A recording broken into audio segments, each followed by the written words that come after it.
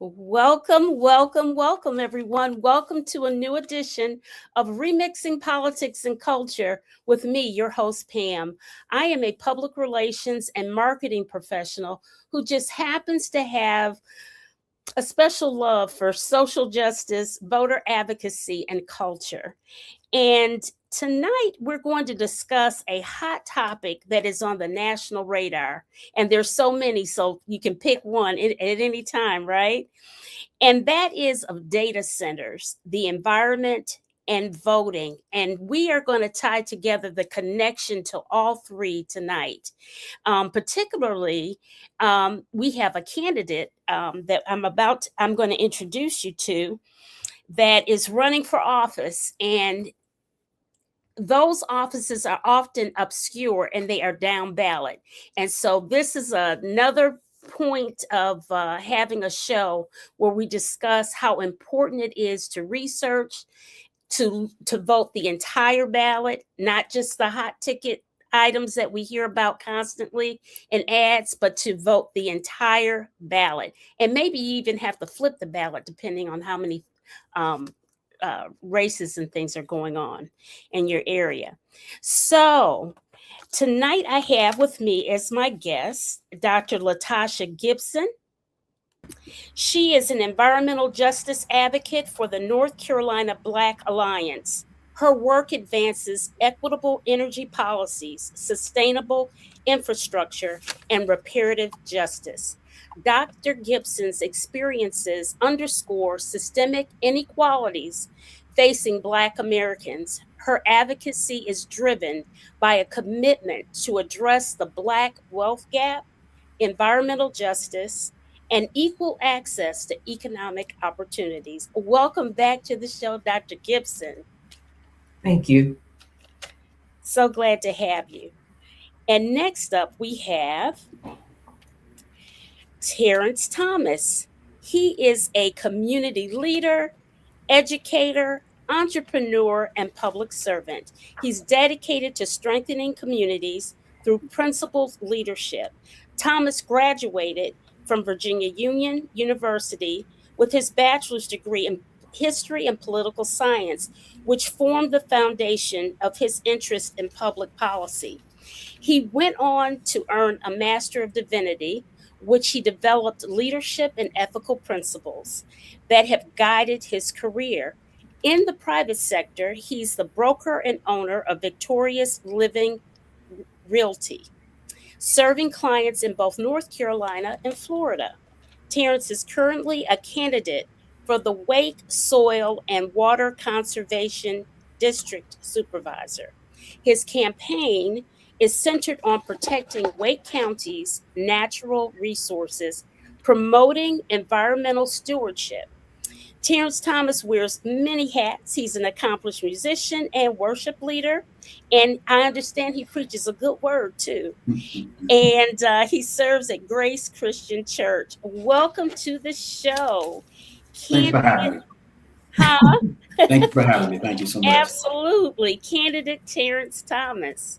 Okay, so Wake County listeners, well, people who aren't in North Carolina, Wake County is where the North Carolina our state capital is located. So that includes Raleigh and Cary. And so those are areas that many people have heard of if you don't live here. Okay, so let's dive right into our discussion. And I'm going to start with you first, Terence. Raleigh and Durham, North Carolina, specifically, which most people call the Triangle, are exploding with people moving to the state. Charlotte, North Carolina is also feeling the pinch with record population growth. With all the great PR and folks coming here to Wake County, Terence, what do you see as the biggest threat to that growth poses to our soil, waterways, and natural resources? That's a great question. So a couple years ago, it was about 66 people a day that were moving into the area when I was doing a lot of real estate, doing a lot of research, and that type demand, that type of population demand and increase puts a lot of demand on the grid. It puts a lot of demand on the infrastructure. Uh, Mm-hmm. so if and it can create economic, deficiencies between, between so-called classes. But as it relates environmentally, that type of growth, if it's not monitored, if it's not watched, if it's not addressed, it can put so much demand on the grid that it can cause challenges in that area. Mm-hmm. Absolutely. Absolutely. So, how do you propose, Terrence, to balance the county's tremendous development pressures in Wake County? I mean, it's insane actually. And for homes and businesses, and then now with the businesses because they consider our area a tech hub, Yes. data Hmm. centers. Hmm. How do we balance this stuff? Well, I think information education, right? So myself personally, I'm running on the platform of transparency, Mhm. accountability, and responsibility. So when we have to be transparent about what the demand is doing to the grid. We have to be transparent. We have to be responsible because we want to grow, but we want to grow responsibly. We have to have great conversation with the builders. We have to be aware of how much acreage we have and how much acreage we've lost over the years. Mhm. And if we grow responsibly, if we don't grow responsibly, it can have extremely adverse effects. But platforms such as this platform, and that's one of the reasons why I'm running, because I want to have that accountability, I want to have that responsibility, I want to have that transparency, so that we can see what the growth is doing to our for our communities. Okay. Okay. Dr. Gibson, I see our issues here in North Carolina as twofold. Right. It's really a double-edged sword. And when I was thinking about the show, I was only thinking about the issues in relation to data centers, but I forgot we've got all these issues related to all this excess building and Right. cutting down trees. And when you cut down trees, trees and all the forests absorb water. And so we're having flooding and all of the things, all of these issues. So the state is super popular. The people want to relocate here, and you have to have strong infrastructure and resources to cope with the population gains. Then and I mentioned about the tech. How how do we balance it? All these things out, and also there's definite ramifications to these growth expansion issues, particularly to Black and Brown people. How do we balance all this stuff? Yeah, well, it's actually like a multi-layer issue when you're talking about population growth and you're focusing on infrastructure. Just with the data centers alone, you have to upgrade the grid system just because of the energy consumption that's connected to them. Like even like a 100 megawatt data center, that would require the same amount of energy as 100,000 residential homes. Mhm. So I think, with our local municipalities, there does need to be a certain amount of education in terms of understanding not just issues pertaining to energy consumption, water consumption, but trying to think long term because we will continue to have natural disasters and runoff, drainage, that has a lot to do with the resilience, building up the resilience of community, and that involves investment in meaningful infrastructure that will kind of maybe not prevent all damages, but at least minimize the impact. Hmm. So, so I think, education has a lot to do about it. We do have to give pause when it comes to building certain structures because for many municipalities, sorry about that, they are focused on getting a lot of tax revenue or whatever tax revenue that they can get, but Hmm. they're not doing it from the standpoint of understanding that there's cost benefit analysis when it goes into that decision making. So when we talk about data centers, you can't just focus on the property tax. You have to think about the upgrades to the water management systems that will need to be implemented. You also have to think about the grid, upgrading the grid as far as transmission and required additional energy needs. Mm-hmm. And that doesn't include like issues such as noise pollution or the heat island effect, because anytime you have cement structures in place or where you have vegetation, you Mm-hmm. increase the heat within the vicinity of that area in comparison to the atmosphere, and that has impact on people's personal health. So I think there needs to be pause when you're looking at growth and understand that it has to be done on a sustainable basis so that you do not overwhelm the existing infrastructure that you do have. Mm-hmm. Yeah, I just wonder. I live in Durham, and I'm gonna tell you, we have 50,011,011 apartments, these high rises, and they're not fully occupied at all. And so I'm trying to figure out that, they say we have a housing problem. So I'm trying to figure out, okay, what's going on? It's like you've got all these chess and checker moves happening, Right. and the people, people are really being forced out of Durham because you can't afford it because the taxes. I'm gonna tell you, I had the biggest shortage in my escrow ever, and I've been here a long time, and I was in shock. It's just so much going on financially with all of these things. So I don't know what we've done very successfully so far in North Carolina. Like, can you speak to Edgecombe County, Dr. Gibson, about how they really, them being a rural county, how they knocked out that center of it being possibly built. At least they've knocked it out for some, at least a good year, I guess.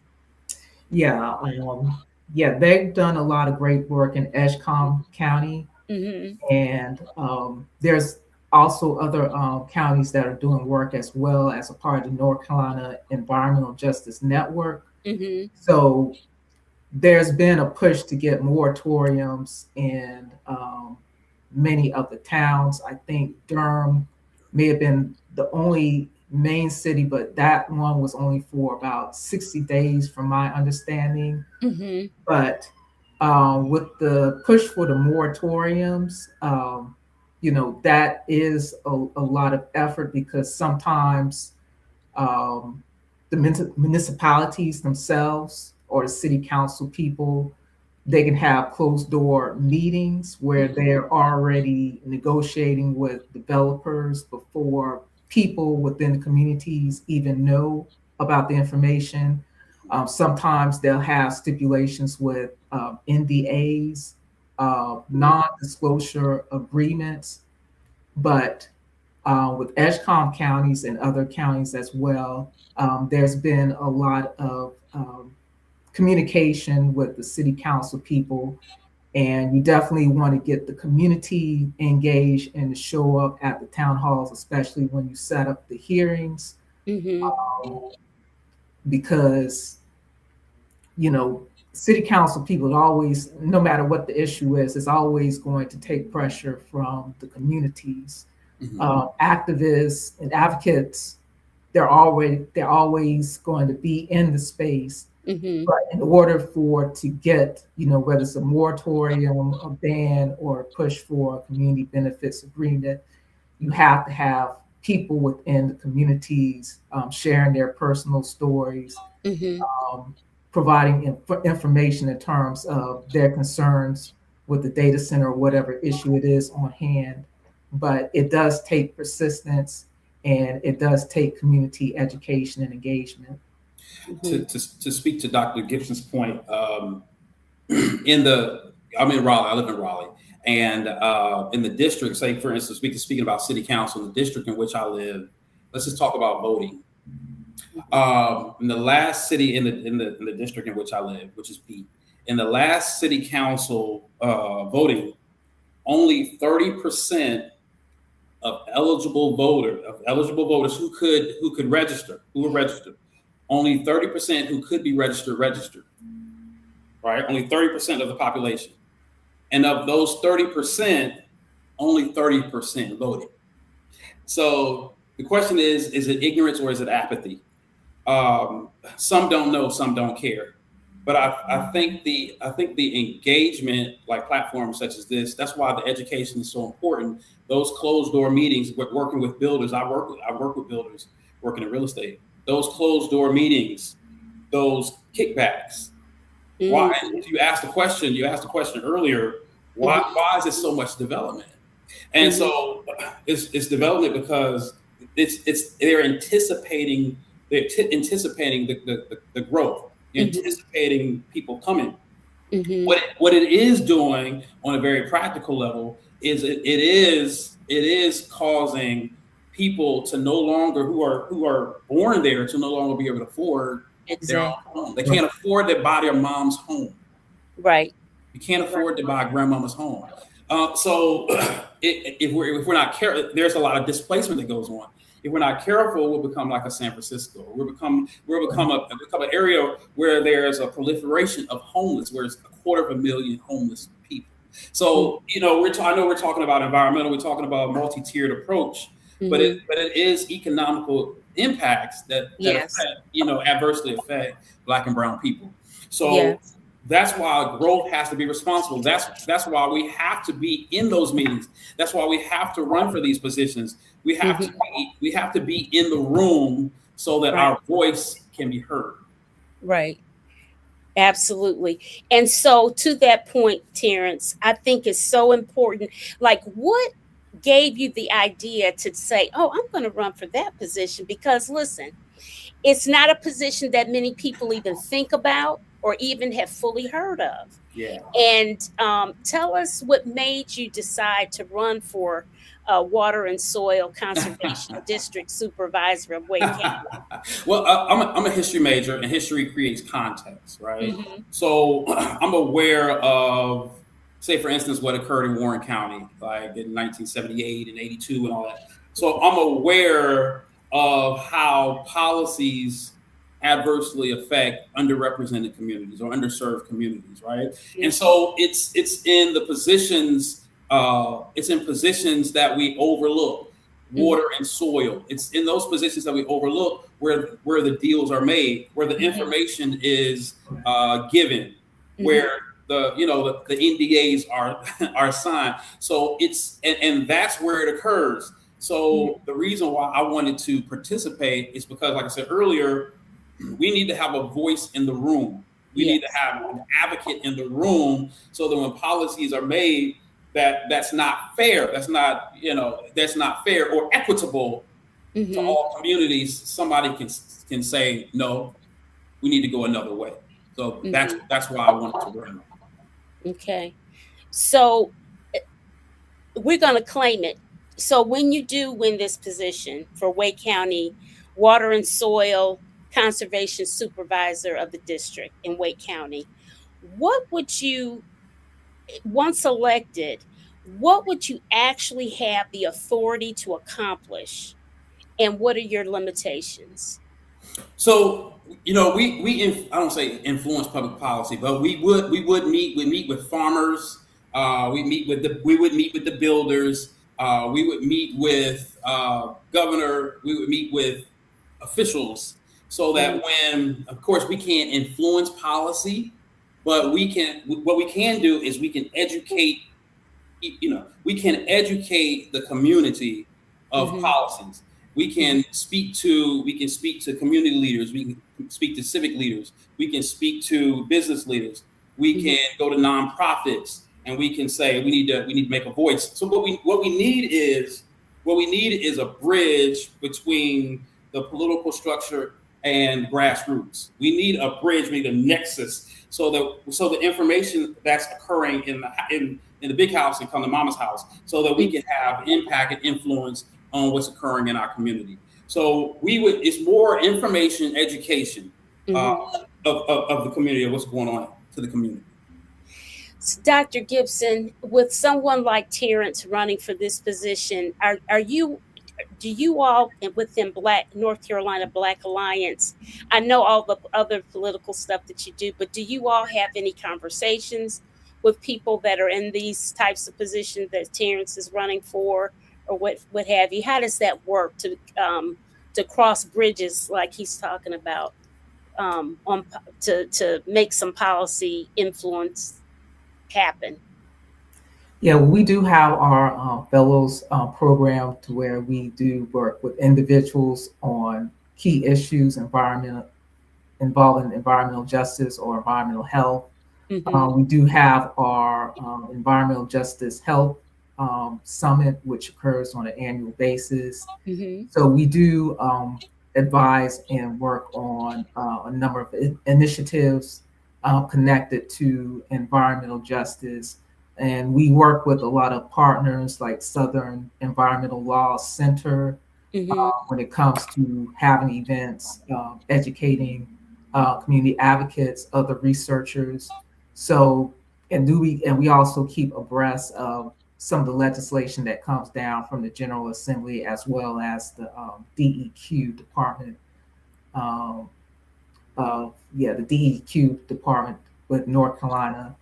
So it's a number of things that we do as far as communication, newsletters, events, and working with different partners. So we can provide that basis as far as um, I guess influence on policy. So we don't necessarily do policy itself, or Mm-hmm. that's outside of my purview. But what we do focus on is possible outcomes from legislation that comes down. Also, we work with, um, like I said, coalitions like the North Carolina Environmental Justice Network, Mm-hmm. Blueprint North Carolina on initiatives, and we do provide toolkits to communities so that if they want to become involved in terms of any type of issues, they have a set of instructions or guidelines in terms of what their options are as far as advocacy. But with people within the offices themselves, we could provide education, Mm-hmm. information in terms of possible outcomes from key policies and maybe some ideas in terms of what kind of initiatives to push for as far as improvements. We do a lot of work in terms of resiliency as far as natural disasters. So grid resiliency, that's something that I'm definitely focused on because we do need to upgrade our grid system Mm-hmm. to handle natural disasters. But Yeah. yes, I want to bring this comment question up on on the screen. In Michigan, I've heard that about cost to the grid and the noise factor, increase in light bills, and not being able to sleep. And you know what? That is, we know what happened in Memphis. Mm-hmm. right.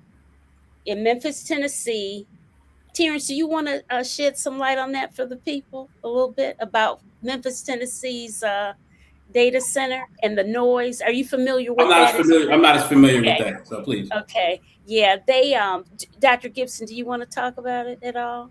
Yeah, with the noise pollution, that can kind of affect, cognitive Mm-hmm. development, especially when it comes to sleep or sleep deprivation. Mm-hmm. So that's another issue with data centers. But my understanding, the one that's in Memphis Center is that the one that's connected to Grok, I believe. Yeah, that's Yeah. Musk. Musk does Yes. that big monstrosity there in Yes, Memphis. and they instead of using diesel generators, I think what they have is natural gas Yes. turbines, and that's worse because if methane leaks out, it's actually a worse heat trapping gas compared Mm-hmm. to carbon dioxide.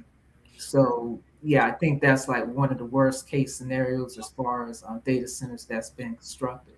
Yeah, and Terrence, they were talking about a lot of Black people in that area. Now, the thing is, it's gotten some news media attention, but not nearly enough. Not Mm-hmm. nearly enough, because I remember when it did get some attention, they talked about, a lot of Black and brown people, unfortunately, live in areas that are environmental Mm-hmm. unsafe zones already, right? Mm-hmm. So he built this thing, and not only is it noisy, but they say they can't. They're having difficulty breathing. Mm-hmm.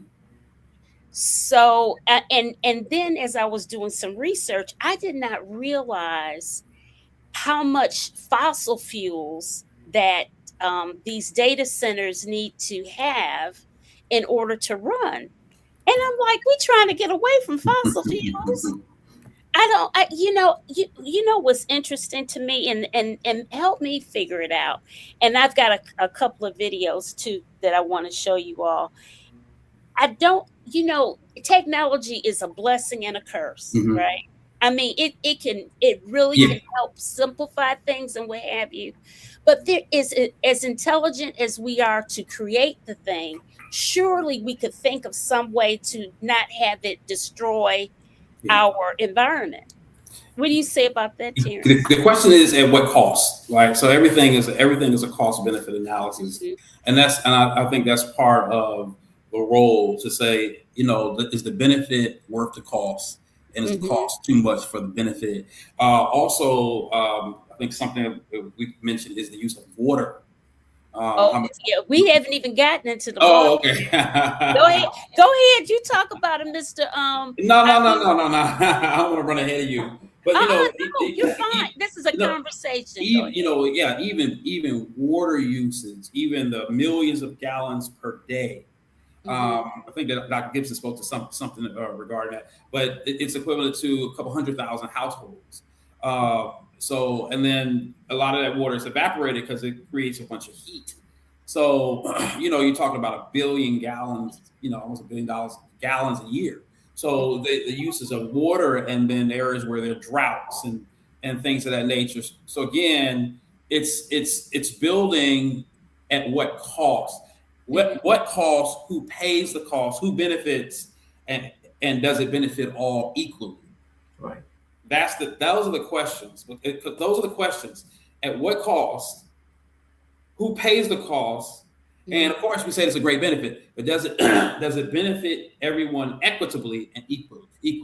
And mhm, that's what we need to ensure in positions such as these. mhm. Absolutely. Absolutely. Did you want to chime in on that at all, Dr. Gibson, before I show one of these videos I have for everybody to check out? Yeah, I think it's pretty much been covered. It comes down to the cost in terms of the electricity, and we've already mentioned the need for electrical upgrades for both transmission and Hmm. energy production. Hmm. Okay. So I'm going to share. I found two interesting videos um, that I thought our audience would like to see. And they're educational in that. Okay. Here's one. And they're actually they're by the same guy too. Okay. Just before 8 a.m., the electricity flickered on and off for about 10 minutes. It was the result of data centers in Loudoun County, Virginia. Experts say the cracks in our infrastructure grid are starting to show as the data center industry consumes electricity at a rate the world has never experienced. Data centers in a Virginia county caused the lights to flicker across half the U.S. This might sound crazy until you realize that some of these AI data centers, they use as much energy as entire cities put together, or entire states. Our lights flickered because the electricity supply dropped, then spiked, then dropped, then spiked before leveling off about 10 minutes later. Electric grid instability felt from Chicago to Boston to Miami. The source, he says, Data Center Alley. Can you imagine, with how hot it's been, if entire cities just start to go into a blackout because of the AI data center that's next door that is sucking up all the energy?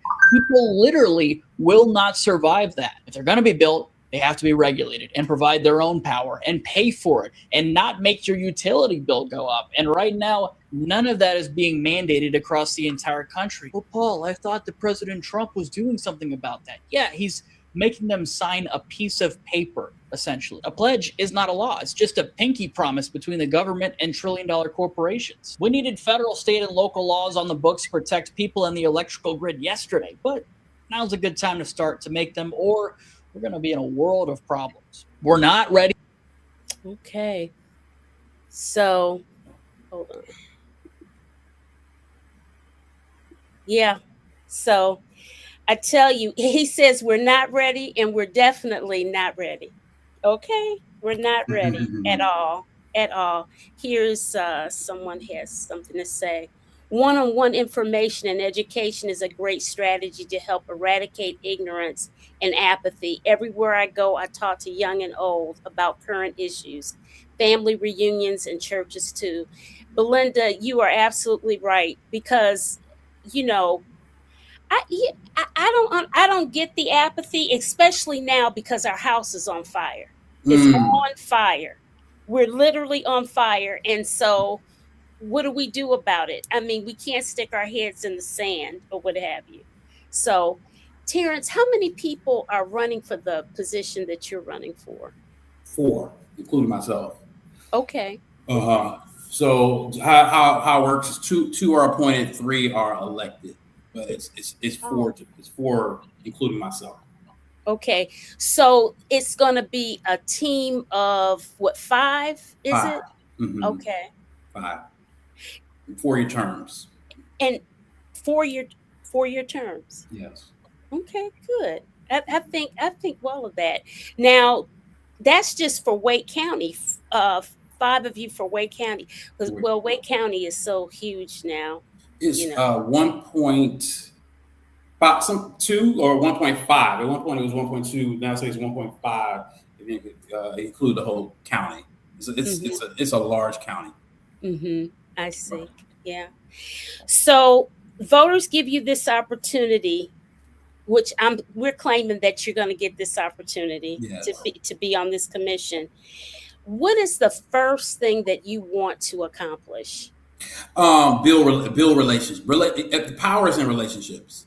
Build relationships with community leaders, people who are vested in the community.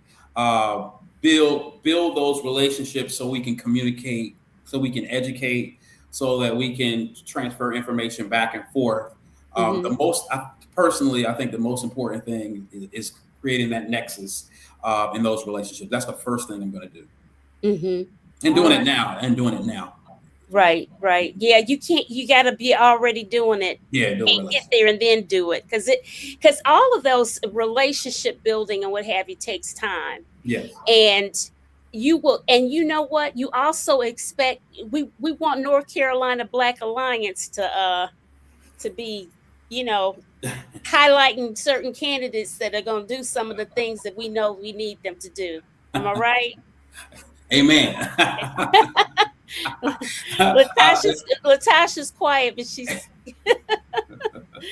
Our campaign manager is listening, and he's a part of it. He's a part of it, and I've listened to and been a quiet part and listened to some of their meetings and things of that nature. And he gives me a lot of information. So okay, yeah, very good. Latrice Davis says this can also be said about the sewers. Oh God. New York City has seen an increase in flood. Listen, have you seen those floods in New York City? Did you see the flood that they just had in Norfolk, Virginia? Yeah. I was like, what in the world? It looked like rivers running through the streets. Yeah, I'm from Virginia. So yeah. Yeah. So I'm familiar. Yeah. Yeah. We have more people in the comments. We have an old electric grid in North Carolina. They're all old all across the country. Yeah. We couldn't build out infrastructure to supply power, electric cars, a little less massive data centers across the country. So what they did in Virginia, my father used to work with and work for Vetco. of Virginia Power, but they merged. So what they had to do because of the demand, and I'm not saying that this is what we need to do or have to do, but what they did is they merged. I think they're Dominion now. They merged with a Florida. I think it was a Florida-based company. So to be able to sustain all the energy that was needed, because like you said, everything was backdated, everything was dilapidated as relates to the pull on the grid. So I think they had to merge. So of course, North Carolina would have to do something to address its needs, because we're growing at a faster rate than I think if they were in the one of the top 10 fast, especially top 10 in the country. We are. I thought we were number one, if I'm not mistaken. Am I right, Dr. Gibson? I thought we were number one. That Raleigh, how they slice Raleigh Durham up. Sure. And they said that we were number one in the country, the place to move to. And I was like, I can tell by the way a lot of y'all driving. A lot of people from California moved to North Carolina. Yeah. Can't drive worth a lick.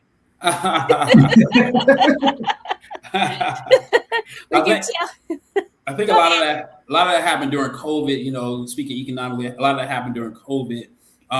People from the north moved south, and we're the midway point between north and south, right here. Yeah. So a lot of people from the north moved south, and that's North Carolina. A lot of people from the south moved north, and that's North Carolina. And then a lot of people from the west moved east because of the cost of living things. And so that's what's speaking to the exponential growth that we're experiencing in this area, which again brings us back to our conversation. It puts so much pressure, and that's what we have to address. It has to, you have to regulate it in some way. We have to educate, and we have to. The greed factor is always going to be there, right? So you're going to have some who just want to get greedy, get rich, and just go. But then that's why the relationships and that's why the investment in the community is so important. Because like Dr. Gibson was saying, we have to have a long-term plan as relates to our community. So much acreage is being lost over the course of time. Yes. So we have to be careful. Yeah, I was just looking at some of that data on the acreage, the agricultural land in Wake County, and it has been massively lost. Yes. In a very short period of time. And I don't know who they think, how you going to get your food? I mean, you know what I'm saying? I mean, it's just, some of it is just, it is the greed factor is unbelievable. The other video I have for you addresses that. Let's see, Zachary says, Trump took big campaign contributions from the fossil fuel industry, so don't expect any relief from his administration. Let's see. We need someone that will keep the people informed about what's going on in all aspects of government. Yes, I agree. I agree. Zach again. Let's see. We are not ready because our government works for the highest bidder, not the people. And that's why the establishment is running scared of the progressive wave. I would say that's a good point, Zach. That's true. The challenge is every year, I forgot how many new people are eligible to vote, right? So that is true. Going back in 2004, 2008, and we talked about this in church earlier. President Obama won because he engaged the new voter and the apathetic voter. So that is true. So as long as we don't vote or we don't register and are apathetic about the process, that will occur. So that's why engagement, platforms such as these, that's why engagement is so important, because we have to engage some people are going to vote how they're going to vote. Yeah. But we have to engage the new voter, and we have to engage the apathetic person who has not voted or doesn't feel the need to vote. When you do that, you can edge out that good old boy system that wants to keep everything status quo. Right. Yeah, absolutely. Engagement. Okay. Yes, absolutely. Dr. Gibson, did you want to say anything before I show this other video? that really gets to the greed of things, I think. Did you have anything to say? Yeah, well, pertaining to, I think one of the comments that someone put in connection with Trump, what I do want to say is that in his first year or the first 100 days when he did the executive orders, Yes. one of them was for the fast tracking permitting process of data centers. And, I think that's part of the reason why we are in the position that we are in with the proliferation of data centers, because the federal government has essentially have endorsed the fast tracking process of it. We don't have any state regulators, at least in terms of North Carolina. And most of the negotiation is done at the level of the local government. So I do want to add that. Yeah, so that and Dr. Gibson just made another good point about voting. All politics are what? Local.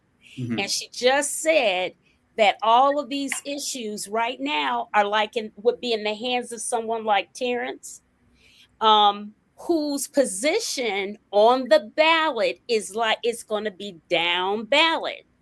It's not going to be at the top of the ballot. It's going to be down ballot. And it could even be on the flip side of the ballot. So when you talk to your people about voting, you have to encourage them to vote the entire ballot, because what? All politics are local. And if it's the water and soil guy, and they're like, water and soil? What's that about, or whatever. And I have to confess, I will confess this. As political as I am, often you get caught up, right? You get caught up in the big fish. And then when you start going down the ballot, I know of a couple of times I'll be like, I don't remember that one. Who's that? That kind of thing. And you may have to Google it or whatever. But I'm just saying, nowadays, in the climate that we're in, we cannot assume anything. We did learn that lesson with the school boards. Yes. Once the school boards start banning books and what you couldn't do and that and stuff, and we were like, oh my God, when did the school board get politicized? So we got educated about that. And we have to do that about every single person on the ballot. So Wake County people, you see Terence Thomas's name on the Water and Soil Conservation District Supervisor. Vote for him, please. Please, we've got to be mindful. I'm going to show you guys this other video I found. Share screen. Let's see. Here it is. Okay.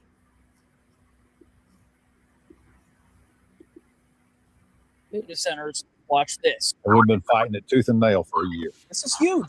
It's huge. I went out to meet Ron Morgan. He lives right next to a planned AI data center in Bessemer, Alabama. It's a suburb of Birmingham. There's no way in the world that they're going to find a flat spot out there to build one building, let alone 18. He said this land that you see, a lot of it's going to have to be destroyed. Every bit of it. All the trees will be gone. The rocks will be gone. This is the true cost of an AI data center. They're going to have to flatten.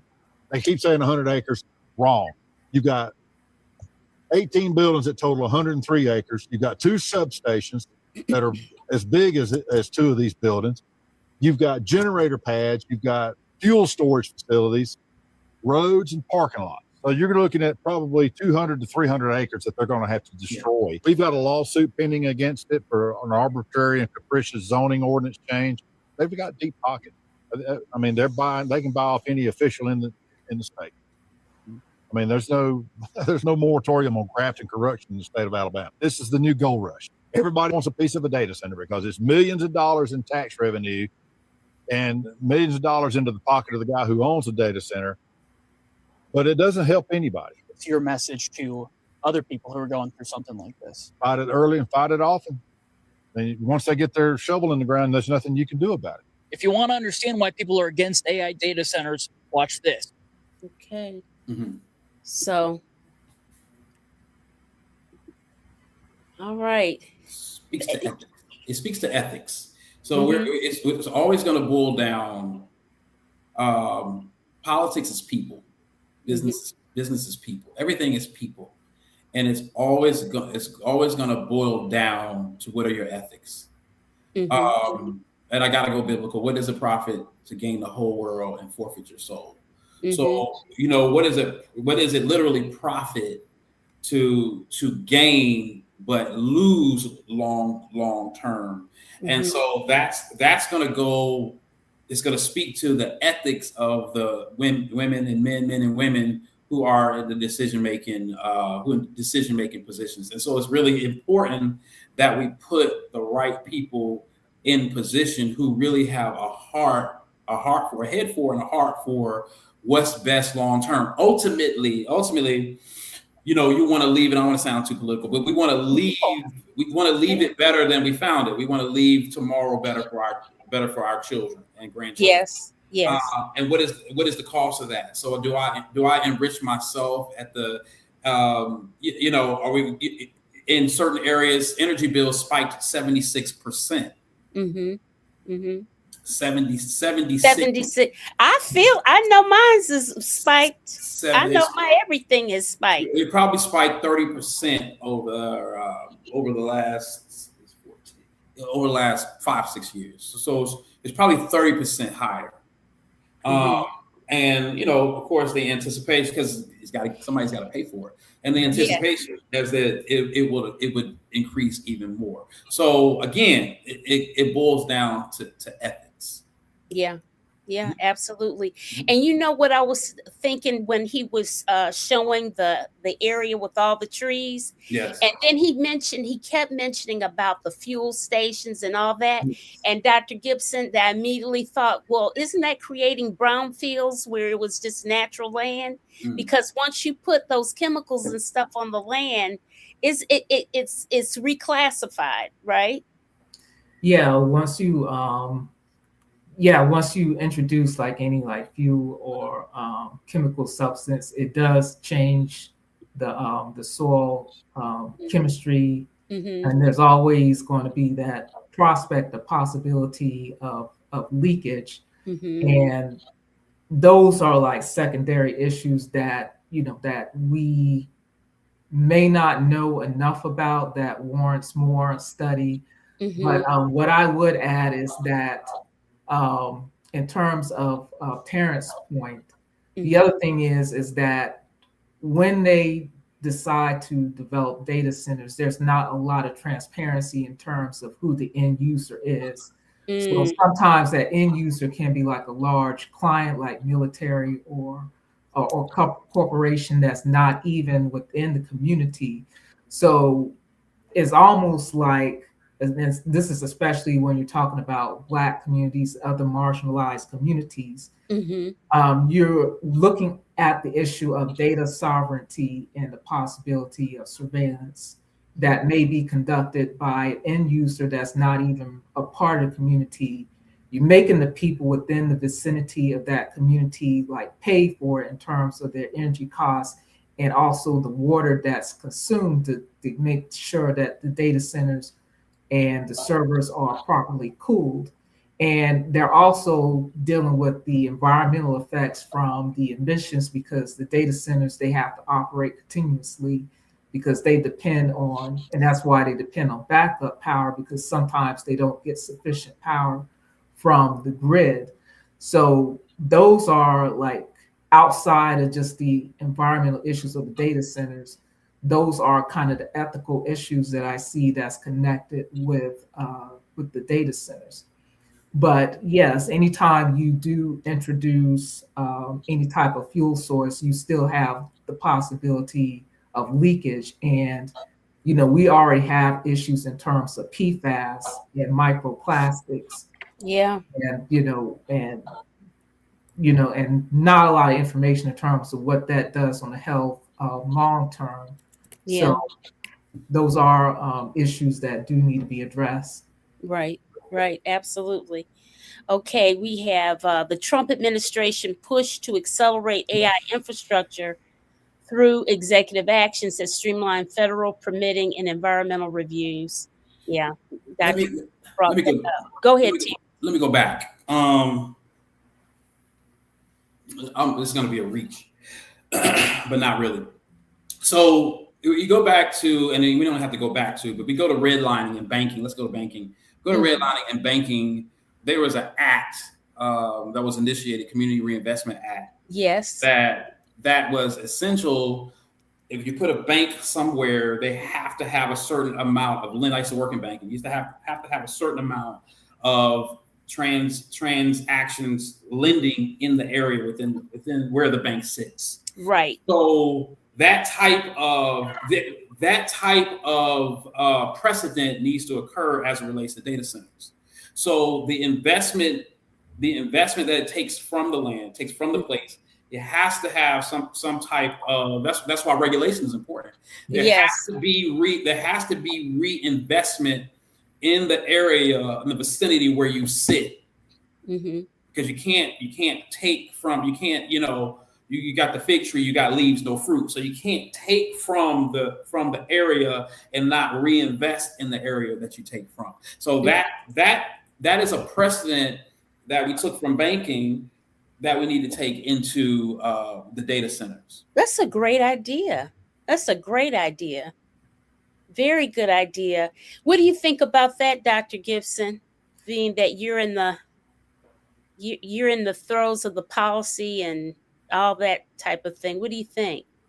Yeah, well, that's pretty much in line with what you would do through a community benefits agreement. So the moratoriums, I do want to make a distinction. They're not the same thing as a ban. Moratoriums just puts a pause on the possible development of a data center. And sometimes that can come with stipulations in terms of what type of data centers, because I think the data centers that we've been addressing are hyperscale data centers, but data centers been around for a long time. If you've done any type of cloud computing, you probably have used the services of a data center. Right. But with the communities benefits agreement, that's where you talk about investment, whether it's with infrastructure, implementing renewable energy, jobs. And I believe like there's been one that's been done in relation to data centers in Lancaster, Pennsylvania. So and community benefits agreements that have been done for a number of issues, especially when it comes to policies related to ordinance and zoning laws. But yeah, you can definitely exert stipulations that developers have to meet before they're allowed to develop a data center within your community if you want to go that route. So, Mr. Terence Gibson, Zachary has a question for you. Do you have a good social media campaign? Zachary wants to know. Is that for Dr. Gibson or myself? No, that's for you. Does Mr. Gibson? Oh, that's Dr. Gibson. It's Dr. Gibson. Zach, did you mean that's for? Right. I thought you meant that. You know what? In my head, I'm thinking it was for you. Zach, I'm sure he switched up last names. You're right, Dr. Gibson. I'm sure it's for you since you're running. Okay, so that's Dr. Gibson and Mr. Thomas. So we are building, like I said, my campaign manager is listening. We're building our campaign, our social media, even right now. Okay. Absolutely. Okay, imagine how much food and housing could be established for 200 to 300 acres. Quite a bit. Yes. Quite a bit. Trump and his ilk don't have ethics. They never have. That's correct, Latrice. So we have, we have a limit on terms. We have a limit on terms. It's important that we organize. It's important that we organize and we structure, and that we have a clear agenda of what we want. It's important that we have voter blocks. It's important that we have clear agendas. It's important that we're not confused or diffused, so that we can speak to power and love and make change. So that is the way that we bring about long-term change here in this country. So we're always going to have, that type of politic. But when we organize, when we have a clear agenda of what we need and what we want, and a unified voice, that's how we make that change. All right. How much renewable energy can realistically be used in supplying energy to a data center? Oh, I see. He's asking, can we renew the energy since we're putting so much natural resources energy into the data center? How can it be renewed? See, that's what we got to be thinking. We have to be, I mean, come on. We got to think about that. Do you even have a clue about any of that? Is there any research on that, Dr. Gibson, that you're aware of? Well, I know that data centers can use anywhere from 100 megawatts to 650 megawatt energy. That's for hyperscale data centers. In terms of the throughput from renewable energy sources such as wind power and solar, there is a possibility. I don't have exact numbers. That's something that you would have to conduct research on to understand the amount of solar that's available within the state of North Carolina. And I do know that North Carolina does get efficient solar energy as well as wind power off of the coastal line. But I think that what you want to do is look at it from the point of view of optimization. You definitely want to see what is the most efficient cooling system so that you're not using a lot of water. Also, try to find ways to minimize the amount of energy. And, it may come down to, not wanting to have a hyperscale data center. But those are like things that do warrant research.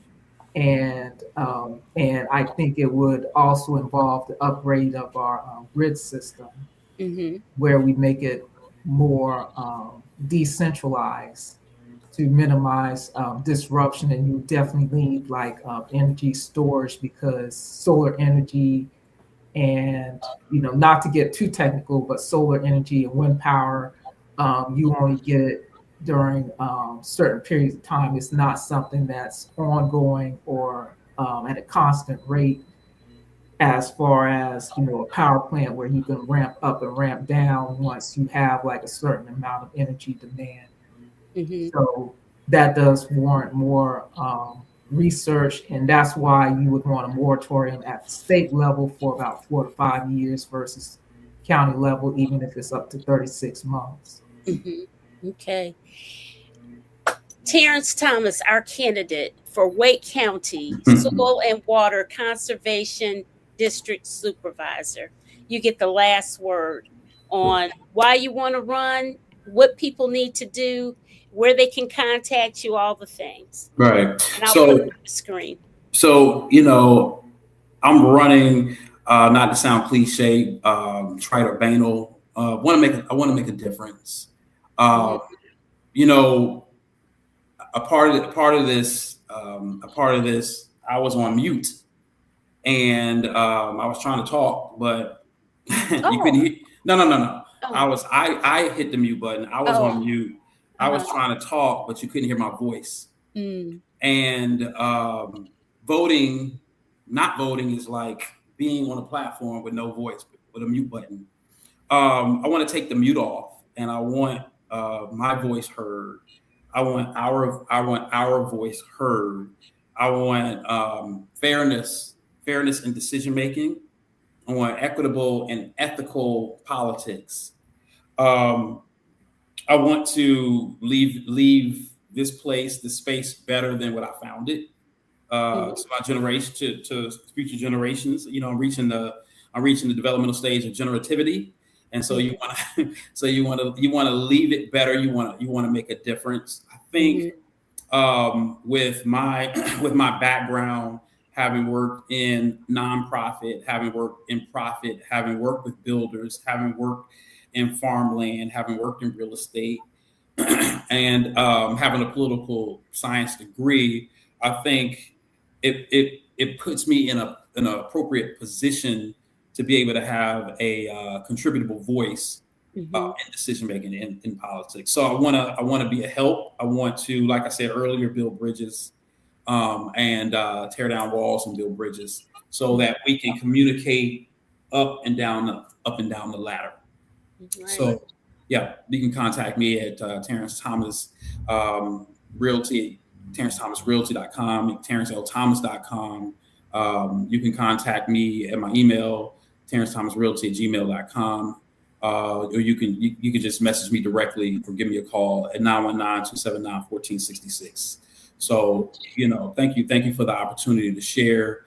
And when you see my name, vote TT, vote Terence Thomas. All right. And we look forward to serving you. Okay. All right. Well, I'm looking forward to you winning, and I'm so glad to have been introduced to you by our friend Johnny Morant. Yeah. And I know of the excellent work that North Carolina Black Alliance does. You guys are doing it big time, doing things, keep you very active and what have you. And it's just such a blessing. It's so important. Terence, I wish you all the best, and you can come back anytime to discuss what you any new developments or anything you want to help promote. Thank you so much. Come back. All right, so we'll wave off. Good night to everyone. Good night, everyone. Dr. Gibson, thank you as well. Thanks for the opportunity. Yes, absolutely. Thank you. Good night.